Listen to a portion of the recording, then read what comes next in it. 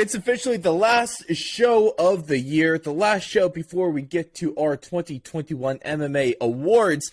And it's the last time we're going to have a bit of some UFC and MMA talk in the great, well, you want to call it the great year, in the interesting year that was 2021. But ladies and gentlemen, thank you so much for tuning in to UFC Talk 71. At this point, just 29 more away till we get the big hundo. So that's going to happen, a little bit halfway into next year, Blake. So that's going to be a good time. Of course, I'm your host, Ross Allen, joined alongside by the fourth and long MMA correspondent, Blake Campbell. And Blake, we're going to get into it a little bit more, but just initial thoughts on how 2021 went. For the UFC as a whole, I think it went pretty damn well.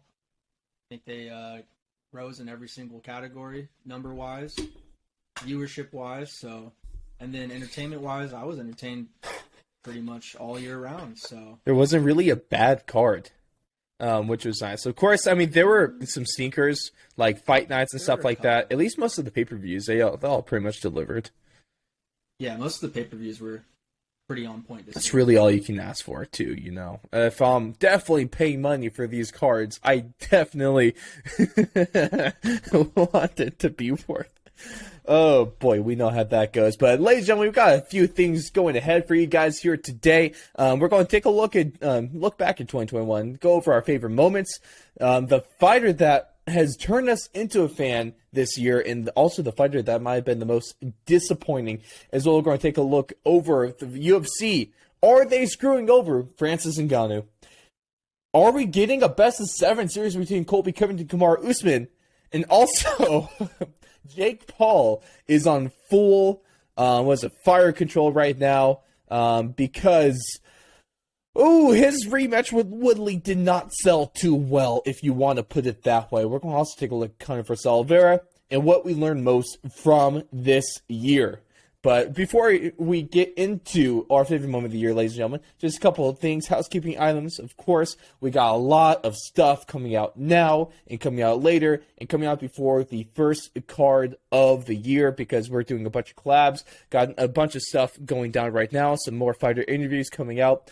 The MMA content may not be going crazy right now, but I promise we're going to keep it pumping for you guys. Of course, there's that Joey Rodriguez interview. If you haven't checked that out, please go do that. You can find that at thefourthlong.com/MMA.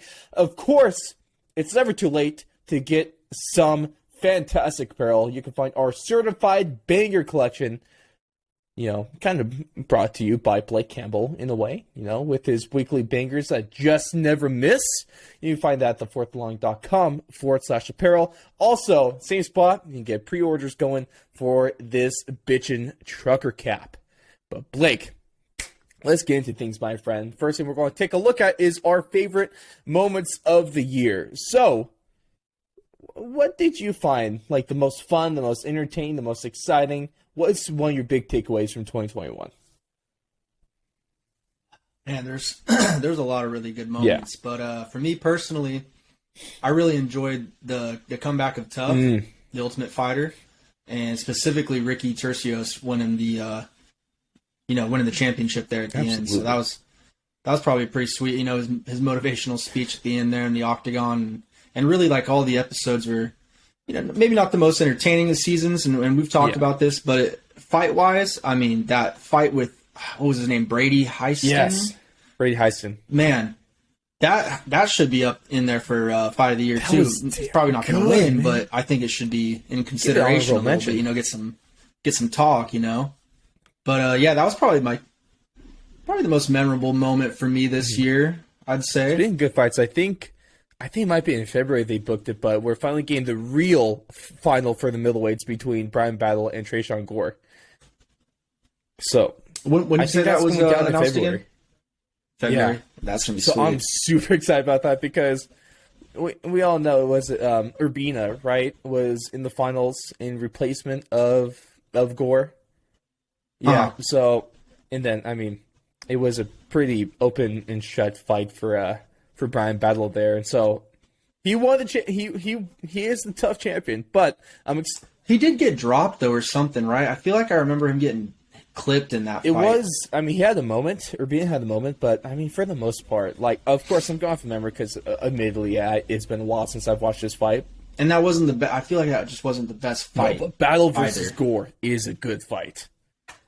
And yeah. Who knows? If we see Gore win, we'll know, like... Gore is a freaking pit bull, dude. He's a savage. When you fight that guy, he's going to come at you with everything he's got. Right, it was great. You were right about that because you predicted that Brian Battle was going to win the middleweights. I had Tresean Gore from the beginning of the season, so you're right by default. So I think we're finally going to be able to settle between us who's right. You know, who's a better fighter. Well, I mean, I'm always going to be right. You didn't ask who was going to be the better fighter. I know you're always going to be right, win. Blake, but I'm going for like the who's going to win the Ultimate Fighter. I told you who was going to win. We based it purely off of last names. Yeah, we kind of did, and they're the two best last names. Absolutely, Battle and Gore. What more do you want in a UFC fight besides a gory battle? It's going to be a gory battle, dude. The post, I can already see the posters and like the just the whole advertising for that fight leading up to it. It's too easy.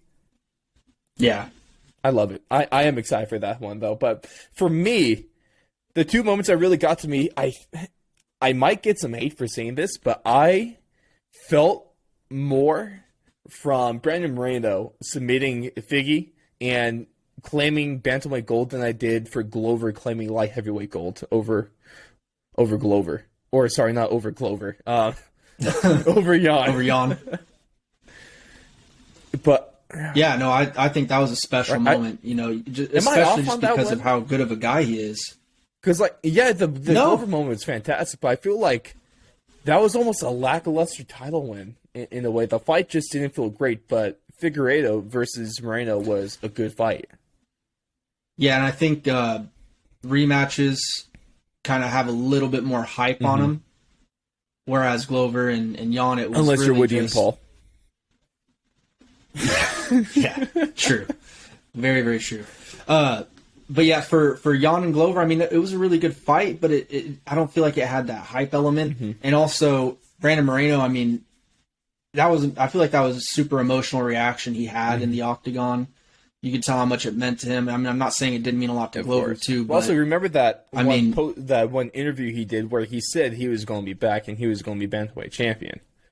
That's good stuff. I mean, he fulfilled his promise, and he also was the first Mexican-born champion, like from Mexico, not just like claiming Mexico. No, I want to say it was Tijuana. Right. Yeah, I think it's something like that. So yeah, that was pretty cool too, to kind of see a whole nation kind of get behind him a little bit.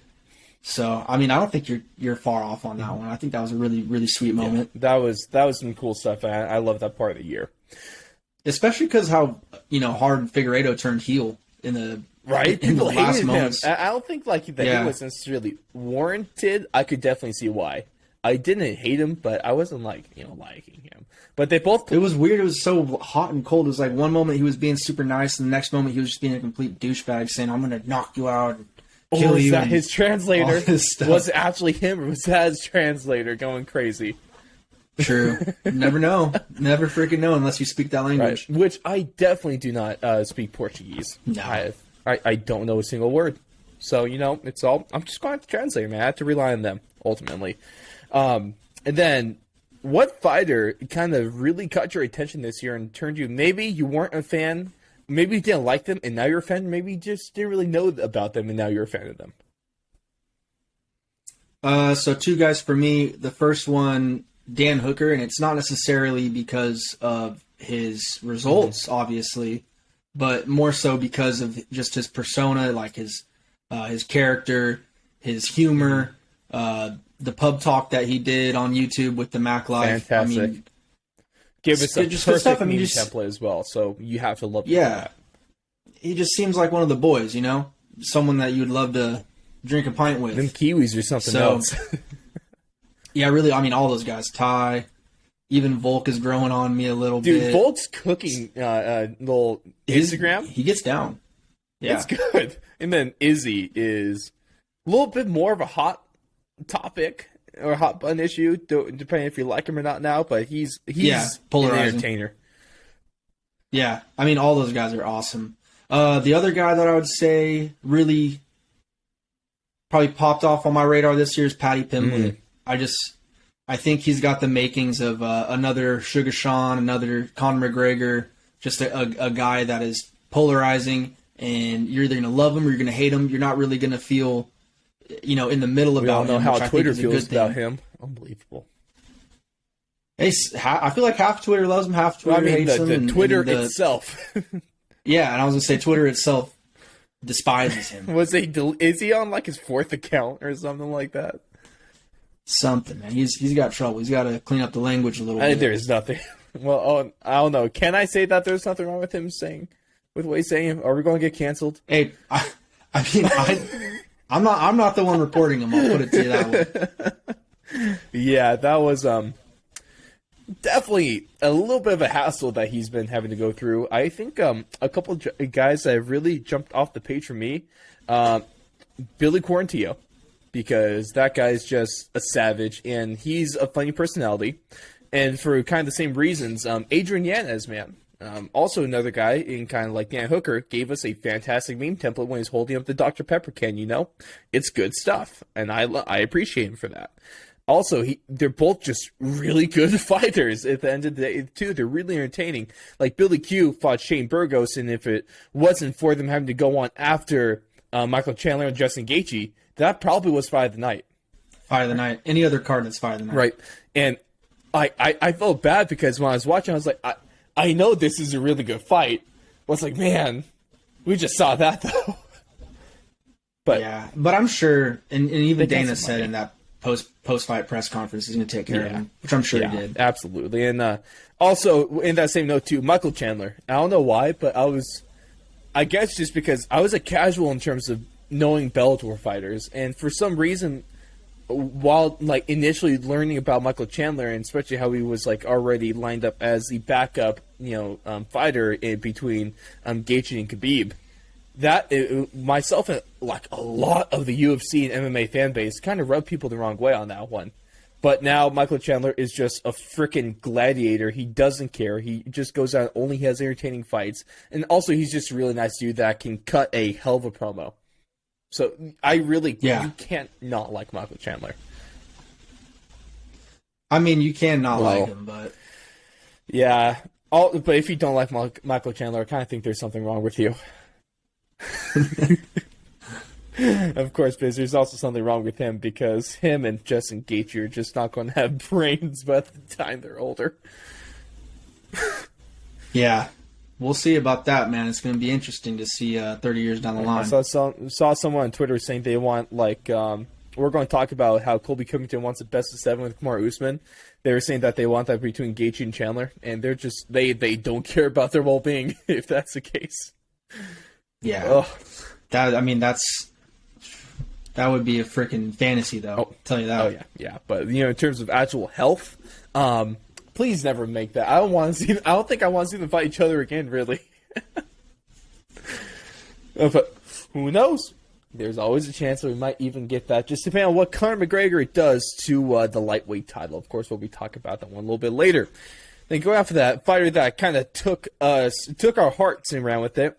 What fighter do you think has been the most disappointing so far? There's a couple names that you could list. I mean, Conor McGregor has gone TKO'd twice this year.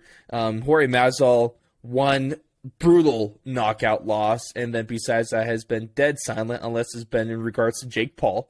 You have John Jones, who's done absolutely nothing, even though we're anticipating a return. Well, he hasn't fought anyone inside the octagon. Outside the octagon, that's a whole other story. At least the flip side of what Chael Sonnen does, taking on 5 guys in one night. Freaking savage right there. And then also, another name that it might be controversial, but I want to throw it out is Nick Diaz, because there is a lot of hype going on behind him in his return into the octagon against Robbie Lawler, and then, well, we know what happened. So what do you think? Do you have one from that list? Do you have a separate one? I mean, I think all the guys that you listed are pretty solid. The only one that I'd possibly say could be added, and it pains me to say because of how successful a year they had in 2020, but Kevin Holland. Yeah. 0-2-1 this year. 1 no contest, 2 losses. Really could have been 3 losses. And mind you, the losses weren't to bad people. I mean, except for obviously the no contest to Kyle was a little questionable, but that fight didn't get to play out. But the other two, I mean, Vettori for one, and then who was the other? Derek Brunson. I think it was Brunson for sure. Blonde-haired Brunson. Yeah, blonde right? Brunson, who's a different animal apparently. Sheesh. Yeah. So, I mean, it's not like he was getting his butt kicked by guys that are below him necessarily, but it was just a lackluster year, and it kind of disappointed me personally. That's super fair, especially. It's also hard because, in any comparison, it's going to be a down year, but also compared to going 5-0 in 1 year as well, that's going to make things a little bit harder, understandably so. Yeah, that's crazy, dude. I think he can still be a good fighter, though. I think, what is he talking about, dropping to 170? Yeah. Yeah. And I think he's just been hardcore practicing wrestling now for almost a year now. Shoot, man. I'm excited. Still with Hendricks. I want to see him, successful, because if you want to talk about the best entertainers in the business, Kevin frickin' Holland is right up there, because he only is talking to Khabib and other guys while he's in the middle of a fight. Yeah, he's a character, man. So I hope that we see a return from him in 2022, because that's ultimately just going to be better for business, and he's a fun guy to watch. 100%. And I want to see him succeed. End of story, I concur. We concur here. But we're going to take ahead, and of course, before we move on, just want to know, drop your thoughts, whether it be on Twitter, on Instagram, on YouTube comments, on the Rumble comments, at least a 5-star review over on Apple Podcasts. Of course, you can find all of those at thefourthlong.com, links to everywhere on the website. Let us know your thoughts on this. What fighter do you think really caught your attention? What fighter really disappointed you this year? And what was your favorite feel-good moment, exciting moment, just anything from this year? There's a lot to choose from. So go ahead, drop your thoughts on that, because I really want to see what you guys have as well. But we're going to move into a few stories here. And the first one we're going to start off is, I don't know why, but I don't think that Dana White really likes Francis Ngannou. It's really weird, or at least a feeling that he's giving everyone, because it feels like the UFC has just done nothing but kind of screw over Francis since he won heavyweight gold, or maybe even before he won heavyweight gold as well. According to Francis's agent, they haven't talked for 6 months. Dana has come out and said he doesn't necessarily mind losing Francis Ngannou if he loses. So he's the fight against Cyril Gane is his last fight on his contract. Of course, if he wins that, there's a champion clause where his contract gets extended for a year or 3 fights, whatever comes first. And after that, he wouldn't. It's weird. He doesn't. Dana White, he's a really good promoter, but it doesn't feel like he's doing a good job here. What do you think about this whole situation? I mean, it's kind of over my head, to be honest with you. I think it really just kind of depends on how this fight goes. If Francis goes out there and has a really good performance, then I think we're kind of talking about nothing. Mm-hmm. If Francis goes out there and craps the bed and Cyril Gane takes him to school, then, kind of cut your losses and be done with it. Why would it make sense to lose a fighter like Francis Ngannou, though?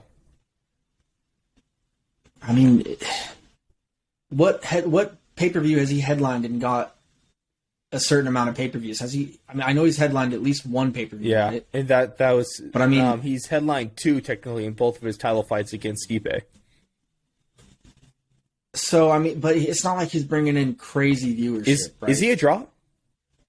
I don't think he's a huge draw. I think for hardcore MMA fans, like, everyone's going to want to tune in. Yeah, right? absolutely. Even for casual fans, like, if they see him, they might be like, "Oh, damn, that's a big dude." But I don't think he has that Brock Lesnar effect. He doesn't have that Conor McGregor effect that everyone needs to watch this type of effect. And I think Dana White is very, he knows that. Is that on Ngannou, or is that on maybe UFC's not doing a good enough job promoting him as a fighter? I think the UFC does a fine job promoting. Look at all these other fighters the UFC has, dude. Look at all these fighters they have. I hate to freaking always bring up his name, but Sugar Sean, all they do is play a couple replays of him, and he builds 2 million plus followers on Instagram from that. It's really like, I think it comes down to the team you have around you as well as the promotion from the UFC. And it's like, dude, if you're getting main events in the UFC and you look like Francis and you perform like Francis, you should have no freaking problem being a draw. You should have zero problem. But it's just, he's not the most entertaining guy outside of the cage. He doesn't do a lot of content with, I mean, at least to my knowledge, I don't really keep up with him. I haven't seen much either. I don't know if he has like a YouTube or something like that. But I mean, take Sean, for example. He has a YouTube. He has a Twitch. He has a TikTok. He has an Instagram. He has a Twitter. He's got every single avenue covered to where it's like he can somehow find a way to get into someone's screen and like possibly reach a new person, right? And just build up that casual fan base. Whereas Francis, I think it's a little more difficult for him, especially because English obviously isn't his first language. So he's always going to be a step behind there. And, I mean, I just think it's not really that big of a loss for the UFC. I mean, in heavyweight, you still got John Jones waiting in the wings. Cyril Gane, if he beats Francis, he's already better than Francis, and then that kind of takes the luster away from Francis. Did I already say Stipe? Nope, not yet. Stipe? Derek Lewis in non-title fights. Derek Lewis. There's plenty of Chris Dawkins, plenty of big fish in there. He's still on the come up there. Yeah, so fair. It's kind of like Francis needs to figure out what he wants to do. If he wants to remain champion here, it's tough, man, because he's probably got a number and UFC probably has a number, and that's probably where the core of this argument stems from. His agents also talk about how activity has actually been an issue, because really we've seen like 2 fights a year from Francis, 1 to 2. He wants to be that 3-fight fighter. So I thought that was actually a cool piece where he wants just more activity. Maybe the UFC's just not giving him that. But then again, to your point, it might just come down to, he wants activity, but he wants activity for a certain amount of money that the UFC isn't willing to give him. Well, and he's under contract right now, so it doesn't even matter. So it's not like it's kind of a null and void point. Good point. Yeah. It's a weird one, but I know that it doesn't matter who you are, there's one person that is feeling really happy about this dispute, and that's Khabib Nurmagomedov with his Eagle FC.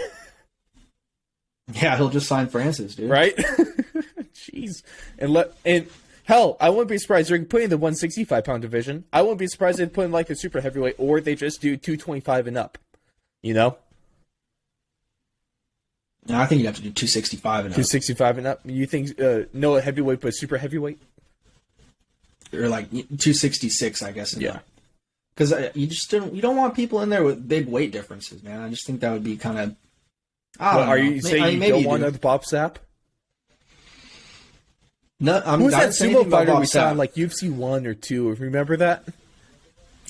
Dude, that was way before my time. I'd have to do some research on that. That's what I mean. It was in one of those really early cards. There was a sumo fighter, or at least like a real fat guy. So who knows? We might be able to see. It's a really weird situation. Obviously, it's essentially going to play out at UFC 270. So we're going to find out pretty soon about the real consequences that all of this is going to have. Now, the next thing we want to talk about here is Colby Covington is still...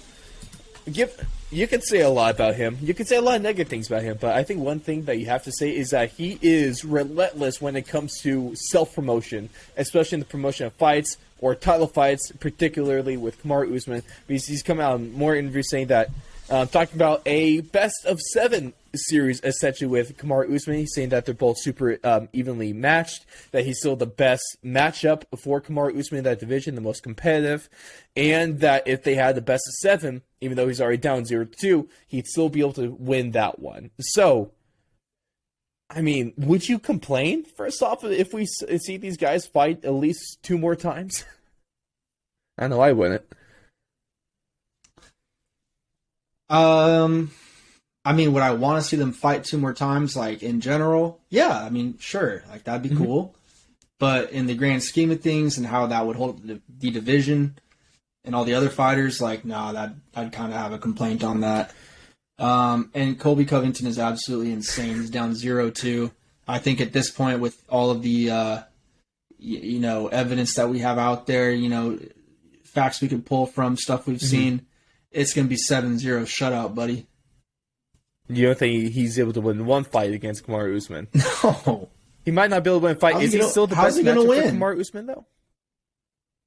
He's a great matchup. I don't know if he's the best. We still have a couple people out there that got to fight him still. Good point. So let's find it out. You know, he's got 2 chances damn near in a row to fight Usman. Yeah. Like, thank you next. Yeah, Usman did, or Kamaru Usman did defend his title against Jorge Masvidal between that, but come on, do we really think that Jorge was actually going to win that fight? Look, if Colby went and won like 2 or 3 big time fights in a row, I'd be like, yeah, sign me up for sure, 100%. He's still the best. If Covington beat, I mean, you can't just keep calling for immediate rematches and you haven't done shit. Here, if Colton Covington fights and beats Hamza Chimaev next fight, should he be able to fight Kamaru Usman next? I'd still like to see him fight one more. I mean, like, let's get some new people circulating. Let's let some other people get a shot. So no Leon Edwards. I did like Trevor Whitman's response to that, since he wasn't his coach and still a new challenge, that he would like that fight. Yeah, I mean, I wouldn't totally be against that fight. It just sucks, like, how it's kind of all come together for Leon. You know, like the performances just have been a little lackluster. Like the eye pokes with Bilal, the near knockout with Nate Diaz there at the end in the 5th round. So it's a what have you done for me lately? I feel like league or promotion in UFC, and what he's done lately is not. I don't know if it's completely title shot worthy. Fair enough. But he's beat the guys that's in front of him, so I mean, he's probably the most deserving. Wonder Boy just got beat again, so I mean, the only other thing you could do is probably put like Bilal against Leon, I guess. Or, I mean, you put Bilal against Leon. Bilal's gone for Hamzat. Bilal against Burns. Leon against Burns. Hamzat against Burns. I think it's going to be between one of those 3 guys that's going to get the next shot, you know? Yeah. They have a lot of options. I'm just waiting for them to pull the trigger on something just so we can get, like, just something solidified, you know? Like, some clarity. Like, it took forever for them to get the rematch between Izzy and Whitaker booked. But at least now we have some clarity there. We have something solid. I want that for the welterweight title next. You know, I feel like that's fair. We pretty much have, for every title, we essentially have the next fight. You know, women's or men's. Maybe not women's with Valentina, because I mean, essentially, it doesn't matter. Just take the rankings, throw a dart, whoever you land on, just give that to Valentina next, and is what it is. You saw Misha Tate's going down. Yeah, going down to 125, right? Yeah. I think Valentina knocks her out. Yeah, I mean, me too, but... Head kick. We'll see. Who is calling her out? Andrade. Andrade. Aspen Ladd wants that, but Misha Tate's running from Aspen Ladd. It's at the headline now. Yeah. Aspen Ladd wants her at 45 or 35. I can't remember. 35. But Aspen Ladd can't make 35, she can't. So... give that a... go to Bellator, where there's actually 45ers. Hell, Aspen Ladd might do best in PFL. She might be able to win PFL. I mean, it wouldn't be a crazy statement to say that Aspen Ladd could be PFL champ in 145. Kayla Harrison's in 155, so she doesn't have to worry about that. And, I mean, she's not even with the company at this point. So, who knows? Aspen Ladd? No, Kayla. Oh, okay, yeah. Aspen Ladd, I think she still has like 1 or 2 fights on the contract. Yeah, but has to make weight if she wants to stay on that promotion for at least a little bit longer. But the last thing we're going to talk about here before we get into what the blank with Blake is Jake Paul. The biggest star in boxing apparently can't even break 70,000 pay-per-view buys, because reports coming out that he's done 65,000 in the rematch with Tyron Woodley. And obviously, so he's come out and reviewed these statements on his Twitter, saying that they're false, saying that he sold way more. Do you believe him? And is he going to be asking Woodley back for that Rolex that he gifted him?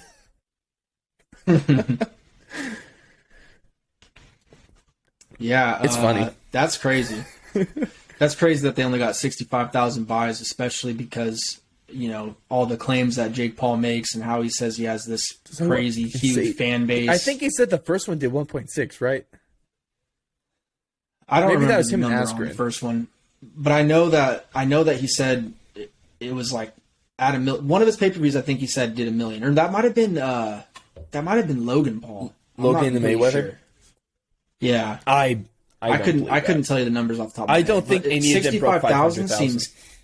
65,000 seems comically low. The funny thing is, it's just a failure. I think it was in the late 100s. It was the main event between Amanda Nunes and Raquel Pennington. That did, I think, 85. Yeah, that did 85. So the UFC's worst drawing champion still did more than apparently the next big thing when it comes to boxing. It's not a good look. Yeah, I mean, it's not surprising to me, really. It's really not. It's just funny. I mean, because it's all the claims he makes. He says he's this big superstar, and So all big. these hundreds of thousands of people are going to buy his pay-per-view no matter what. He can't even reach 100K. Like, that's terrible, dude. It's awful. That's really bad. And what this was on, he's had stuff on Showtime. This was on Showtime again, right? Imagine this was on Triller. I don't know how that company is going broke, by the way. The only reason that he's not getting tanked right now is because Showtime already has a bunch of money from their boxing stuff. Were you surprised by this number? Not really. I mean, I guess since it was so low, yeah, like 65,000 is super freaking low. Were you thinking 100? I thought, yeah, maybe like 100,000 would be a fair number. I think that's probably a reasonable number for them to have expected, especially like, you know, late replacement, all that kind of jazz. But yeah, dude, 65,000. I was a little surprised that it was that low. And Jelson was kind of talking about this too, where he made the point that more often than not, the rematches carry more excitement in them than the initial fights do. I don't think it was the same way for this fight. Like, and especially, it was just I think the first fight kind of hurt, right? Because like it wasn't that great of a fight. It was a bad fight. And now this one, if it wasn't for Jake Paul knocking out Tyron Woodley like that up until that punch, that fight was way worse. It was beyond bad. It was unwatchable. It was just really. The only good part was when Woodley took Jake Paul down and like hit him with the freaking elbow. Yes. And then every time, my least favorite part is like, they'll clinch. The ref will break them apart. Clap them in. They go right back to clinching. It's so stupid. Yeah, it's hard to watch. It's really hard to watch. And then there's still another conspiracy theory that this fight was also rigged because apparently Jake was signaling to Woodley that he's going to knock him out. Yeah, the little like hand motion or whatever. Woodley, because if it was rigged, Woodley did a fantastic job selling this. He should go into pro wrestling. I mean, sweet damn, he was out. I just don't think I'd ever let another man knock me out for that kind of. I mean, you need to give me a little more money than what was offered. I think it was 500K, right? Hopefully, he wasn't Guaranteed. banking on the pay-per-view buys. 500K in a rollie. I mean, you gotta give a little more than that, dude, to get flatlined like that and ruin your reputation. Yeah. I mean, no one's going to ever remember him as being UFC champion now. A good UFC champion, like too. Except for hardcore UFC fans. Tyron Woodley is literally one of the best welterweights to ever do it. In terms of champion reigns, championship defenses, good performances. Yeah. Now look at him. Getting knocked out by a Disney Channel star. By a YouTuber, man. Wait, no. I don't think it was. I think it was Logan that went to that suicide forest, huh? So I can't bag Jake on that. But I think Jake did a stupid thing in Japan. I don't know. They've both done really just awful things. Yeah. I was a little bit surprised, but kind of like in your same sense, I was surprised just that they exceeded my levels of discipline. Already low expectations. but they exceeded in the wrong way, where they went lower than I thought they could. Right. Yeah.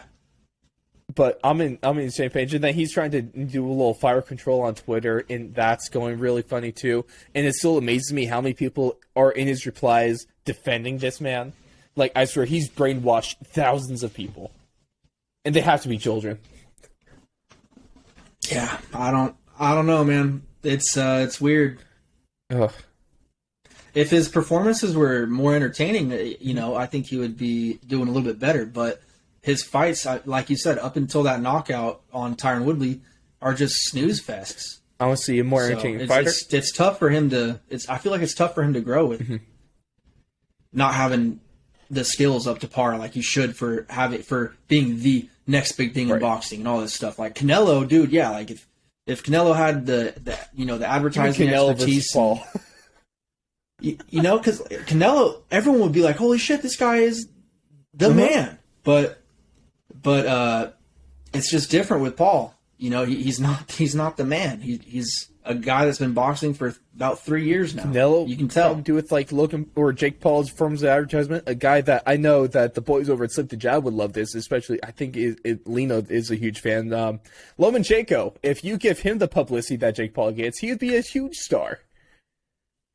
Yeah, really. The only reason I know about Lomachenko, he's a fantastic boxer from what I've seen. The only reason I know about him is because those boys over at Slip the Jab are talking about him. I would have no idea he exists, if I'm being honest. Damn, you didn't know about Lomachenko? No, I'm the casual of casuals when it comes to boxing, dude. I don't know anything. He trained with TJ Dillashaw for a little bit. And I remember a little bit. Like, I was listening to like maybe JRE or TJ. No, I think it was Food Truck Diaries that I learned about that. Yeah, so he's been around for a while, but he lost his belt to Teofimo. When was this? And then now he's kind of just been on the, I want to say like a year and a half ago or so. Not like super recent, but somewhat recent. And then Teofimo obviously just lost it to Kambosos. Shoot, man. Yeah, no, I'll admit, man, I don't really know a whole lot about boxing. I know MMA, I know NFL, and those are my bread and butter sports. Lomachenko, you got some homework, bro. You just got some sweet tape out there. Well, I know what I'm going to be doing with the lack of MMA stuff we got going on. I'll watch a little Lomachenko, make those boys over at Slip a little bit happier. But let us know your thoughts on this whole Jake Paul incident. Are you surprised by the lack of pay-per-view buys? Were you excited about this fight? Even that, were you excited about the rematch? Were you excited about the first one? Did you buy this? Are you one of those poor people that's actually bragging or admitting that you bought this pay-per-view? Because if you are, you have a lot of deep thinking to do, and maybe New Year's resolution, don't buy shit pay-per-views. Right there, right? And I will admit, I did watch this. But did I buy the pay-per-view? See, I didn't even stream it, dude. I was out doing stuff. I want to say I was Christmas shopping that day. It was after UFC 269, huh? Yeah. So, I went straight to the mall. I had to get some last-minute items. Okay. Then, the boy went to Mikuni's. Nice little Japanese restaurant. Yeah, that's good Japanese food right there. Dude, I pigged out, bro. Dude, if you're going to do it, you're going to do it. Can't complain, man. They have fat rolls, is what I remember. I hate sushi. Oh. So but I love sesame chicken. I love edamame. I love the gyoza. Sesame chicken. Don't even get me started, Miso homie. soup. Miso soup. Sesame chicken, the miso soup. Ooh. Trying to think of what else I got. That's pretty much about it. All you need is sesame chicken, rice, miso soup, and tempura. I like tempura, for sure. But I can't eat seafood stuff. I don't know. I just don't like seafood. I'm weird. It's like a texture thing. I don't know. It's just like squishy. And... there's certain ones that I have had and it's been okay. Like halibut, decent. Right. I had lobster one time that was good. Fish, it's all good. Fried catfish. Yeah. What did I have in Mexico this year? I had they took some of the Chilean sea bass. Dorado, the Dorado that we caught, and they fried that shit up, put in some panko breadcrumbs and lime juice and lemon juice all over it, and had this tartar sauce that was super good. Also, any fish, 99% of fish you catch, if you deep fry it, it's going to taste great. Like catfish, That's the only way to cook catfish, actually, just because it's kind of a dirty fish. It's a bottom feeder, so you have to fry it. If you grill catfish, it's going to taste bad. The only fish I like grilled, or that I like grilled, is probably like salmon. Salmon? Dude, give me some salmon. Hell yeah. Hell yeah. Told you guys, health and nutrition, and also a food show as well. So go ahead. I'm going to use all the tags possible to... Gotta get those views up, baby. We're a health and wellness show. Health and wellness, fitness, sports. We're just everything, man. Psychology. Yes, we do a little bit of psychology. Math. We do MMA math. Science. Yes, we'll do some science too. Chemistry or physics. No, we're physics. Absolutely. You ate the hot chip or whatever. Yes. That was a science experiment. Of course, that was a science experiment on my colon and my digestive tract. So go ahead, check out that video. On your large intestines and small intestines. Yeah, please. We don't gotta get into specifics. Hey, go check that one out. Also, we're a finance show as well because we did that for charity, and also our cards stock show that we release every other Friday, coming out this Friday on the 31st, so ring in the new year with a new episode of Card Songs. And we're going to be doing a little bit going hand in hand with this. We're going to be focusing this week on MMA cards because that's a new part of the industry getting started. So go ahead, check that one out, of course. But Blake, we're going to roll on into What the Blank with Blake. And we got a few fun ones here. Of course, if you guys don't know how this works, I give 3 statements to Blake every single week. And it's up to him to fill in the blank with whatever he wants. It could be a word, could be a number, could be a phrase, could be an entire essay. I don't care. It's all up to him and his twisted mind that I still don't understand how it works. But Blake, the first blank I'm going to give you is that the Conor McGregor versus Charles Oliveira rumors are blank.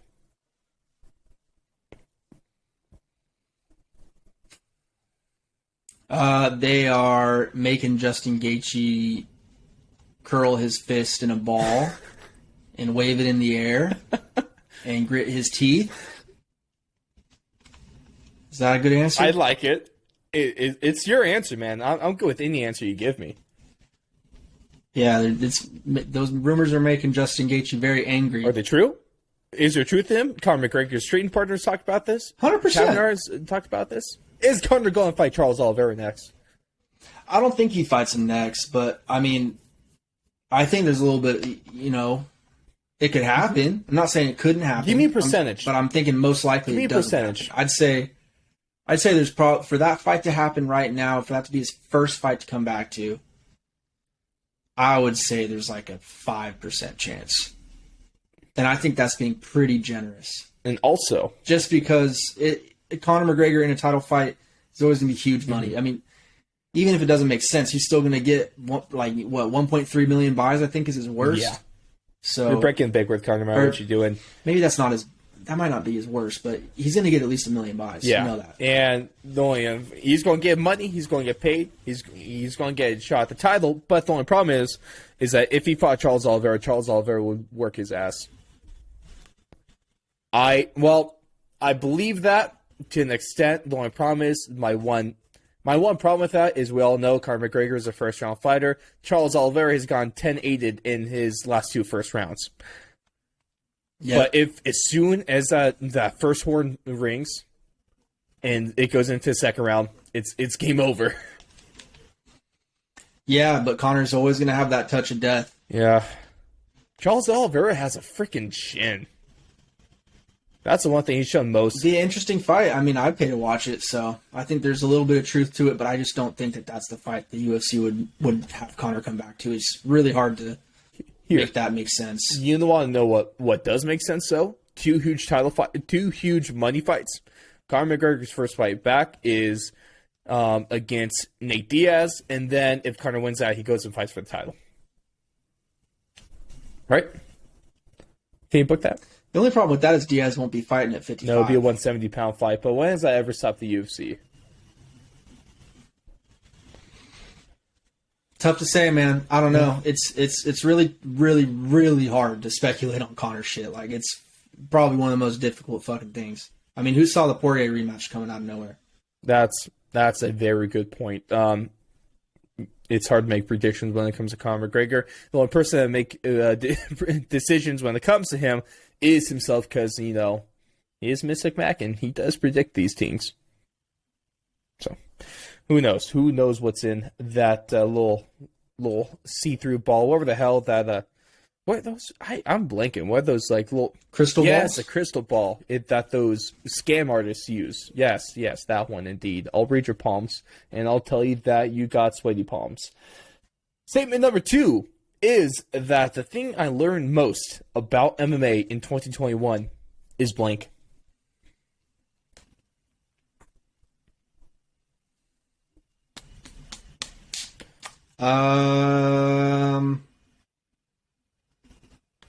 Probably like bones make disgusting noises when they break or get dislocated. I feel like this year specifically, we saw a lot of that crap happen. With Weidman, McGregor, Jamal Hill, Souza, Jamal Hill.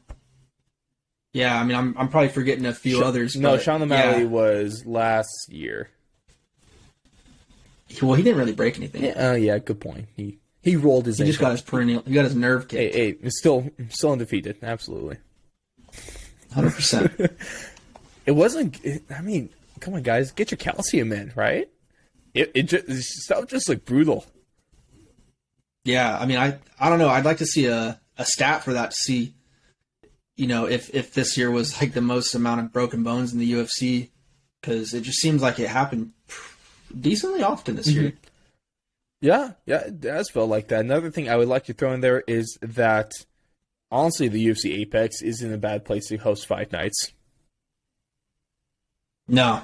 I don't mind having fight nights at the Apex and pay-per-views in actual arenas. I wasn't expecting to think that either. Yeah, and I think that's what they're probably going to go to a mixture in the years coming. Depending on COVID situations. Yeah, maybe like the bigger fight nights are at the arenas. Maybe smaller. I think if they have a fan base, they'll probably, if they have a fighter that's from that area, they'll probably, put that fighter on that card. And then for everything else, that's not going to be too heavily favored. They'll probably just keep it the Apex. The only thing that does suck though is that the UFC has had multiple fight nights, smaller ones albeit, but up here in Boise, Idaho, at a I don't think it's CenturyLink anymore. I think they changed the name, but it's like a arena. It hosts like the local hockey team. It hosts like college basketball tournaments, and most importantly, it hosts the fight nights of our local MMA promotion up here, Front Street Fights. It's a cool arena. It only seats like 5,000, so I don't see the UFC coming up for a 5,000 fans, So all I know is that if I want to see a UFC card, I'm going to have to do some driving or flying.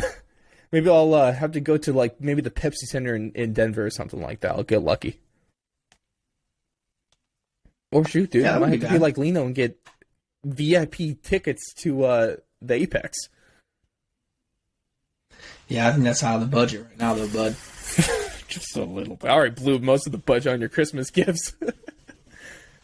Hey, but if you want to play it that suits you right, I don't have a budget, and I'm still giving out all my employees Christmas gifts. All right, that's just how I roll, man. So go ahead if you want. If you have a talent, I don't know. Hell yeah, throw me a resume, send me an email, hit me up in my DMs. I just want to see. I would not mind.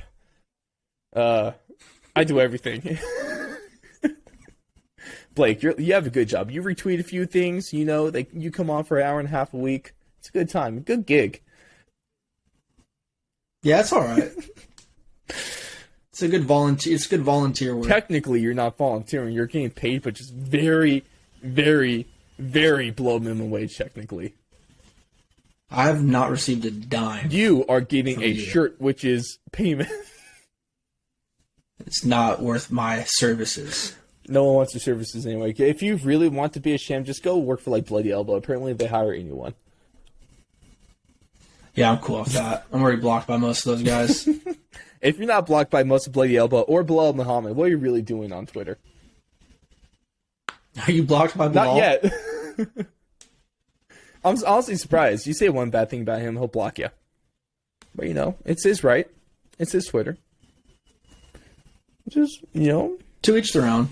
Yeah, pretty much, man. But the last statement of the year, Blake, of what the blank with Blake, is that blank is Gym of the Year of 2021. And why is it Team Alpha Male?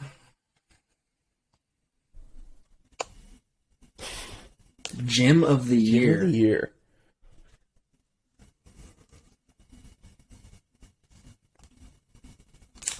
Yeah, I don't really have a good fucking answer for this Want to do one. City? It would. Yeah, that was the only name that was really coming to mind was probably like City Kickboxing. I mean, honestly, that's my pick. It is the kickboxing because, I mean, they have two of the most dominant champions. And you, But have they even been training there this year? yes and no, but I mean, there's maybe not at the physical gym, but, you know, they're still a team, and they're moving City Kickboxing actually to, I think, Las Vegas, right? I think so. I don't. They're know coming where to America. they're at That's for sure. Like Eddie Murphy, man. Yeah, that's probably got my Let's talk vote. about Volk. Because I mean, that's got Volk. You got Got Adesanya, Kaikar France coming up. Tai Tuivasa too, right? Yes, I feel like.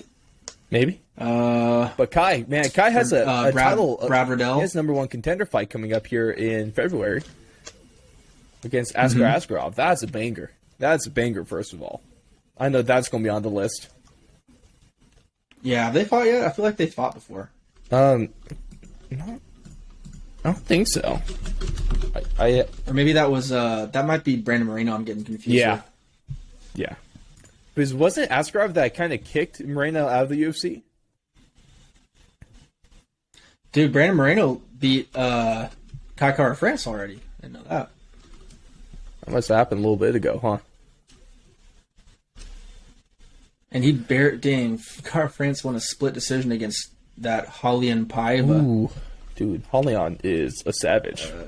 Even though he just lost to Sugar Sean, he's still a really good fighter. He's definitely not the can, if that's for sure. Yeah, Askarov was a split decision, or I'm sorry, a draw, a split draw somehow. I don't know. Oh, Yeah, he fought those guys back to back though. That's kind of weird. He fought Askarov and then France back to back. Hey. Brandon we Moreno. got some fun stuff coming up for the flyweights. But dude, yeah, Askarov is nice, man. He's beat Joseph Benavidez. That was Alexander Joey's last Pantoja. fight in MMA, right? I think Yeah. so. Tim Elliott. But the only weird thing about that was Askarov missed weight, and I think that's why he's caught a lot of flack. And he hasn't fought since March of 2021. Yeah. So Hey, all I know is that whoever wins this fight is probably getting the next title shot. his last 3 wins, though, against 3 of probably the best in that division. Well, yeah, I'm super excited. I think that trilogy fight is going super under the radar right now between Figueiredo and Moreno at 270. I don't think anyone's talking about that one, really. Man, if Figueiredo wins that, are they going to do a 4th fight right away? I don't think I complain. Because at that point, it's like 1-1-1. Yeah. I think you have to. Well, I mean, was it a draw the first one, or was that a split was a draw. win for? Okay. I think you have to, right? That's the fight. That's the fight I think I'd rather see. Yeah, that would just be weird. I bet you that there's probably either it's never happened before or it's very, very rarely happened before in the UFC. Yeah, it was a majority draw with Davis and Figueiredo. Yeah, and he was a winner on one scorecard and then a draw on 2, I believe, right? Yeah. Figueiredo was, I believe. Exactly. Shoot, dude. I'm almost more excited for that fight. Well, I would say I'm more excited for Ngannou versus Gane just because, heavyweights also, there's a lot of implications outside the octagon riding on Ngannou and Gane. But don't sleep on this trilogy. It's a really good fight. It's a really freaking good fight and a really good for the first co-main of the pay-per-view of the year. That's really good stuff. Yeah, we'll see how much training with Triple C is going to help out Figueiredo. It might help his promo game, or at least we see. So what's happening right now is that Figueiredo himself is training MMA with Cejudo, and then when they're not doing that, Cejudo is training with Figueiredo's translator, right, to work on the promos. That's probably the case, and unfortunately so for Figueiredo. I'm excited for that. And then John Jones training with Henry Cejudo too. So Henry Cejudo is just getting everyone at this point. Maybe he'll be coach of the year next year. Yeah, a couple princes of cringe. John Jones is cringy, but just because he's kind of a piece of shit. And speaking of John Jones, let's roll on, Blake, into the Nene of the week. And it is John Jones. It's John Jones because, not for what he's done. Well, I guess he kind of did this himself. But, and we also spoke about Dan Hooker. Let's talk about what Dan Hooker did to John Jones. The only time in the world, we'll ever see Dan Hooker 10-7 John Jones, of course, over on Twitter, because there's a few tweets that came out here. So Dan Hooker quote tweeted a tweet kind of talking about Brendan Schaub quote, actually, on Chael Sonnen, saying that he was protecting his wife unlike John Jones. Dan Hooker went and quote tweeted and said, imagine beating up 5 people and not one of them is your wife.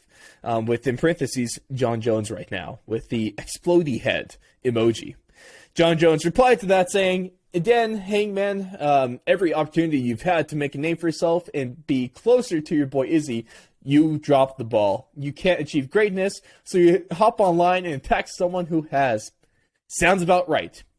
And while that is a decent response from John Jones, I'll admit, Dan Hooker quote tweeted that and really put the nail in the coffin that said, life hack. If you don't beat up your wife, family events will become much more enjoyable. Merry Xmas, bitch. Dan Hooker, man. Oh, so good. I love that. That was just freaking great, dude. Yeah, that was some good stuff. Oh, bitch might be an overused word, but when Dan, in that kind of sentence right there, Dan Hooker used it perfectly. And he's got a point. No, if you don't beat up your family events are easier. I think that's safe to say, right? Oh, Generally. Super reasonable. Oh boy, to your newfound fanship over Dan Hooker, Blake, he's one of those guys where I don't think you can't like him. I don't know how. It's pretty tough. I don't know how you're not a fan of Dan Hooker. Yeah, I don't know. Maybe you just hate his face. Right? And one of the best parts about that tweet is, we all know about John Jones. What goes better with cocaine than a little bit of hookers? But, ladies and gentlemen, that's going to do it for UFC Talk 71. Thank you so much for tuning in, not only to this one, not only to the last one, but to every UFC Talk we had this year. 2021 was a huge year for the show. We blew up in 200% on our Spotify, Apple Podcast downloads. We're almost at 1,000 subscribers over on YouTube. The MMA stuff, you guys have been killing it, just in terms of the increase in views and downloads that you've given us. And so truly, you have all been absolutely freaking amazing. And the real banger of the year, Blake, if you don't mind, goes to our audience. Because they've just been nothing but Hall of Famers. Hell yeah. I agree. Right. Love you guys. But, of course, a little bit of recap on the year this week. Next week is our award show for 2021. Got a lot of great stuff coming out with that one. It's going to be a lot of fun. Fan voting right now is going on over on our socials, so hit us up on our Twitter, on our Instagram. Of course, find links at thefourthandlong.com, or just look up Fourth and Long Radio on whatever platform you like to. Putting out polls there, so go ahead and vote. We give you 4 options that we've come to consensus on. Fan voting, go in right there. We'll be dropping our picks next week. And then the week after that is going to be a little bit of a preview of what we can expect from 2022. And besides those, we got interviews coming out. We got a couple more fighter interviews in the works right now, so hopefully those will be coming out soon. We'll be doing some collabs with some other fantastic MMA content producers. And so I can't wait just to fill the MMA void with nothing but Fourth and Long. Because, Blake, we're not here to take part. We're here to take over, all right? Oh, yeah, I love that. Absolutely. But, Blake, my man, you've been amazing this year. So, I got a fun one for you. In one word or phrase, describe 2021.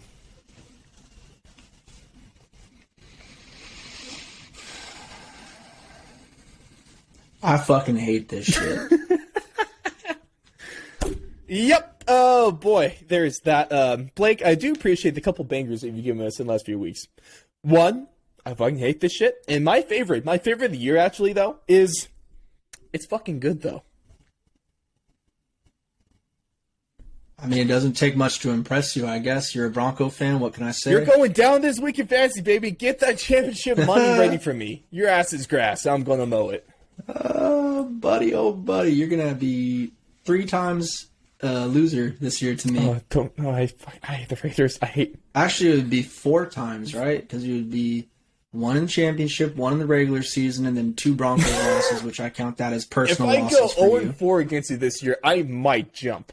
No, you got 1 win in fantasy, remember? You got me in like week 3. Oh, yeah. Like the week right before the playoffs. Yeah, that's right. So, if I go 1-4 against you this year, I will be heartbroken.